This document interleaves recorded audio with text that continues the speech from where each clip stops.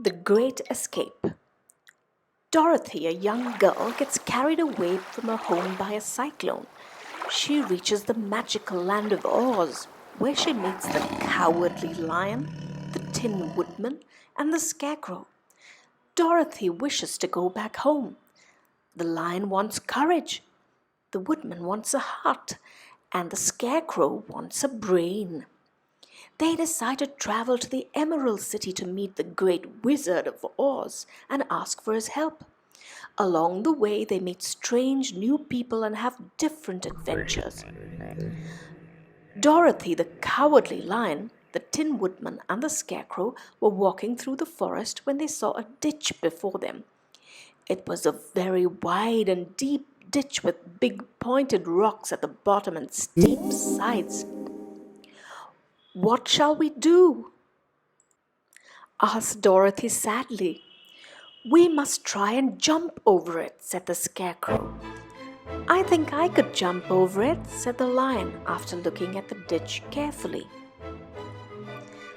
"Then you can carry us all over on your back, one at a time," said the Scarecrow. "I am terribly afraid of falling myself," said the Lion, "but we must try. I will go first, if you cannot jump over the ditch and fall." "It would not hurt me at all," said the Scarecrow. The Scarecrow sat upon the Lion's back. Then, with a great spring, the Lion shot through the air and landed safely on the other side. They were all very pleased to see how easily he did it. One by one, the Lion carried all of them and landed safely on the other side.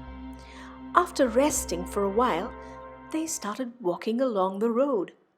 Soon they heard strange noises from deep inside the forest. The Lion whispered, "That must be the Kalidas.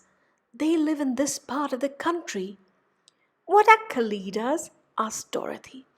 "They are frightening beasts with bodies like bears and heads like tigers," replied the Lion, "with long and sharp claws. I'm very afraid of the Kalidas." They came to another ditch across the road, but this one was so broad and deep that the Lion knew he could not jump over it. So they sat down to think what they could do. The Scarecrow said, "This tree is very close to the ditch. If the Tin Woodman can chop it down, it will fall to the other side, and we can walk over it easily." "That is a great idea," said the Lion. "One would almost think you had brains instead of straw."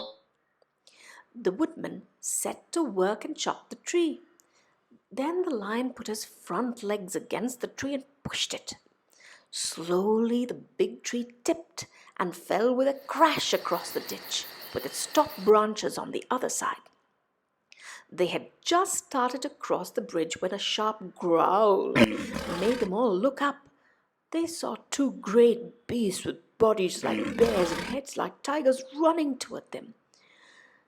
"The Kalidas," said the Lion, beginning to shake with fear.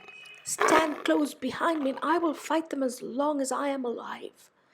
The Lion turned to face the Kalidas and gave out a loud and terrible roar.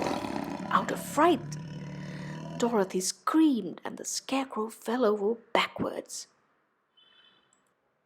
The Kalidas stopped and looked at the Lion in surprise, but seeing they were bigger than him, they rushed forward and began to cross the bridge.